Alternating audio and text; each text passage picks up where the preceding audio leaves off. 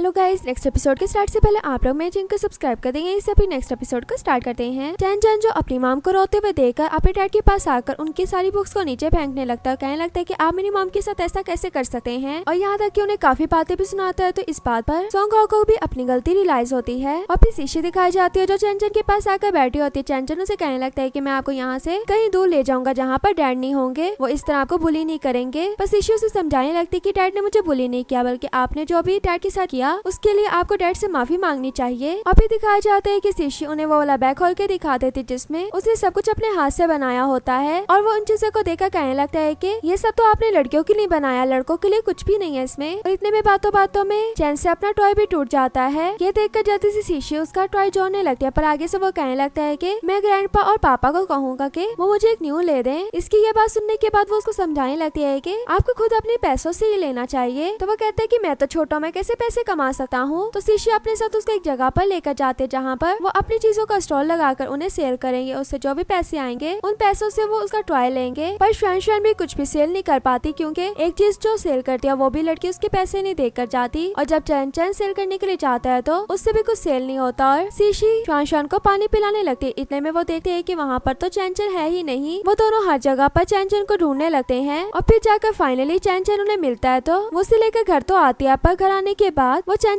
के बारे में सॉन्ग हाउस से बात करते हुए कहने लगते है कि आज वो गुम होते हुए बचा है, और सॉरी नेक्स्ट टाइम ऐसा कुछ भी नहीं होगा। तो सॉन्ग हाउ कहते हैं कि तुम्हें क्या लगता है कि मैं वहाँ पर तुम्हें दोबारा जाने दूंगा या अपने बेटे को तुम्हारे साथ जाने दूंगा। और इसी बात पर दोनों के दिल में काफी बहस हो जाती है, यहाँ तक कि शीशी ये भी कहती है कि तुमने खुद ही तो कहा था कि मैं तुम्हें हर हाल में एक्सेप्ट करता हूँ, तो अब तुम्हें मेरी चीजों से क्यों नफरत है जबकि ये मेरी हॉबी है। तो शीशी जब उसको इस बात के बाद अपने सोफे से उठाती है कि मैंने यहाँ पर सोना, तो वो बाहर जाता है। बाहर देखता है कि पहले से सीढ़ियों पर उसका बेटा बैठा हुआ है और चैन के पास बैठ जाता है। चैन भी ठीक से अपने बाबा को नहीं बुला रहा होता है। कहने लगता है कि आप मेरी वजह से मॉम को डांट रहे हैं ना, पर वो तो मेरी इतनी फिक्र करती है, कहकर वो तो वहाँ से चला जाता है। उसके जाने के बाद सॉन्ग हाओ श्वान के रूम में जाता है। वहाँ पर देखते है कि श्वान अभी तक सोई नहीं थी, तो वो भी जाकर श्वान से बातें वगैरह करने लगता है। उसको श्वान सब कुछ बता देते कि वहाँ पर क्या हुआ था और हम यहाँ से कैसे गए थे। अब उसकी बातें सुनने के बाद सॉन्ग हाओ को एहसास होता है कि मैंने शीशी के साथ बहुत बुरा किया है, यहाँ तक कि अपनी कपड़े में भी सिर्फ उसके बारे में सोच रहा होता है। और फिर शीशी रात में दिखाई जाती है जो रिंग डिजाइन कर रही होती है, क्योंकि वो कभी कभी रिंग भी डिजाइन करती है। और इतने में वहाँ पर सॉन्ग हाओ आ जाता है और उसके आगे कहने लगता है कि तुम अभी तक सोए नहीं। तो शीशी कहती है कि हमने क्या कहा था, हम एक दूसरे की लाइफ में इंटरफेयर नहीं करेंगे, तो तुम मुझे सोने का क्यों कह रहे हो। जिसमें सॉन्ग हाओ कहता है कि हमने कल प्रमोशन मीटिंग पर जाना है, तो इसलिए मैं तुम्हें सोने को कह रहा हूँ। अब इस बात को सुनने के बाद वो उठकर वहाँ से चली जाती है। उसके जाने के बाद शीशी उसकी रखी हुई रिंग को देखता है जो उसने अपनी वेडिंग के लिए बनाई थी, और उस रिंग को देखकर उसे श्वाशा की बातें भी याद आती है कि उसने भी बताया था कि मॉम स्कूल लाइफ से लेकर काफी ज्यादा सर्टिफिकेट भी ले चुकी है इस चीज में, और वो रिंग्स बनाकर सेल करती है जिससे वो काफी पैसे भी कमाती है। इससे सॉन्ग हाओ को पता लगता है कि शीशी ने काफी ज्यादा मेहनत करके श्वाशा को पाला था। और इसी तरह सॉन्ग हाओ अपने काम में इतना बिजी होता है कि वो अपने बेटे को भी टाइम नहीं दे पा रहा होता। पर मेड से पता लगता है कि शीशी उनका काफी अच्छे से ख्याल रख रही है, बल्कि दोनों बच्चे आराम से सो भी गए हैं। और जब रात में आकर सॉन्ग हाओ भी सोने लगता है तो वो शीशी को देखकर सोचने लगते है कि ये कितनी केयर करती है बच्चों की, और मैं देखो इसके साथ क्या कर रहा हूँ। तो वो उसके लिए नेक्स्ट डे गिफ्ट लेकर आता है। उससे पहले वो दोनों बच्चों के लिए एक ट्रैकिंग वॉच लेकर आया था जिससे उनकी लोकेशन का पता लग जाए, और वो इसीलिए शीशी को उठाकर उसका मोबाइल फोन भी मांगता है। कहने लगता है कि इसमें मैंने तुम्हारे लिए ट्रैकिंग सॉफ्टवेयर इंस्टॉल कर दिया है, और उससे प्रमोशन के लिए ड्रेस भी देकर जाता है जो उसके लिए वो गिफ्ट लेकर आया था। और जब उसके जाने के बाद वो गिफ्ट ओपन करके देखती है तो उसको वो ड्रेस काफी अच्छा लगता है, और नेक्स्ट डे प्रमोशन के लिए भी वो ड्रेस वही वाला पहनती है। और जब दोनों लिफ्ट में जा रहे होते हैं तो सॉन्ग हाओ उसे कहने लगता है कि तुम्हें मेरे बाजू को पकड़ना चाहिए, पर शीशी नहीं पकड़ी होती। वो कहता है कि हम दोनों ने कहा था ना कि हम एक दूसरे का साथ देंगे। ये बात सुनने के बाद शीशी उसका बाजू पकड़ लेते हैं। इतने में नेक्स्ट फ्लोर पर जाकर उनका सामना टोंग से होता है। टोंग दोनों को इस तरह इतने क्लोज में देखकर कहने लगते है कि तुम इसके साथ क्या कर रही हो और तुम इतना ही क्लोज क्यों हो। जिस पर सॉन्ग हाओ से कहने लगता है कि ये प्रमोशन की मीटिंग में जा रही है, तो वो कहती है कि इसका रिजेक्ट तो हो चुका था प्रोजेक्ट, तो ये क्यों जा रही है। उसकी इस बात पर शीशी बताने लगती है कि प्रमोशन प्लानर मैं ही हूँ, और साथ ही साथ मैं सॉन्ग हाओ की वाइफ भी हूँ। अब उसको यकीन तो नहीं आ रहा होता, ये यकीन करवाने के लिए शीशी सॉन्ग हाओ को अपनी तरफ खींच कर किस कर लेती है। वो दोनों किस कर ही रहे होते हैं। इतने में ये देखा टोंग तो चुप करके वहाँ से चली जाती है और लिफ्ट भी बंद हो जाती है, पर इन दोनों को लिफ्ट बंद होने का पता नहीं लगता। और जब रियलाइज होता है तो दोनों एक दूसरे से दूर हो जाते हैं। सॉन्ग हाओ कहते हैं कि तुमने अपना काम बहुत अच्छे से किया, तो वो कहते हैं कि हाँ मैं बिल्कुल प्रोफेशनल हूँ। पर दोनों ही ब्लश कर रहे होते हैं सीन के बाद। और जब प्रमोशन मीटिंग हो रही होती है तो उसमें सॉन्ग हाओ अपनी वाइफ का भी इंट्रोडक्शन करवाता है। सब लोग उसकी वाइफ की पिक्स वगैरह बनाने लगते हैं, और उसका सेक्रेटरी सीशी को बताने लगता है कि तुम्हारी लिपस्टिक थोड़ी फैली हुई है, जिसकी बात को समझकर वो वहाँ से ठीक करने के लिए चल जाती है। पर उसके पीछे पीछे वहाँ टोंग भी आ जाते हैं और टोंग आकर उसे कहने लगते हैं कि मुझे नहीं लगता तुम्हारी ये मैरिज रियल है। पर सीशी भी उसको काफी अच्छे से जवाब देती। इतने में वहाँ पर हाजुन भी आ जाता है और वो आकर सीशी को वहाँ से ले जाता है और सीशी उससे जाते हुए पूछने लगती कि तुम्हें कैसे पता कि मैं यहाँ पर थी। तो वो बताता है कि जब तुम वहाँ से जा रही थी तो मुझे सोंग हो ने इशारा किया था कि तुम्हारे पीछे टोंग भी जा रही है, तो मैं भी तुम्हारे पीछे आ गया। और इतने में वहाँ पर सीशी को प्रमोशन के लिए फ्लावर देने के लिए एक लड़की आती है, पर ये देखकर जल्दी से सोंग हो उसे बचा लेता है क्योंकि उसको एलर्जी होती है और वो टोंग को देता है। टोंग तो खुश हो रही होती है, पर इतने में उसे पता लगता है कि वो तो इसने इसलिए दिया क्योंकि सीशी को फ्लावर से एलर्जी है और उसको अपनी तरफ से एक प्लास्टिक के फ्लावर्स देता है। और हमें हाजुन दिखाया जाता है जिसने किसी न किसी तरह लीशन का एड्रेस निकलवा लिया था और उसके घर तक भी एक डिलीवरी पहुंचाने के लिए पहुंच जाता है। जैसे लीशन डोर ओपन करती है तो उसे देखकर डोर दोबारा से बंद करने लगती है, पर वो डोर को बंद नहीं होने देता बल्कि कहने लगता है कि मैं तुम्हारी वीडियो को देखता रहता हूँ जब भी मैं तुम्हें मिस करता हूँ। तो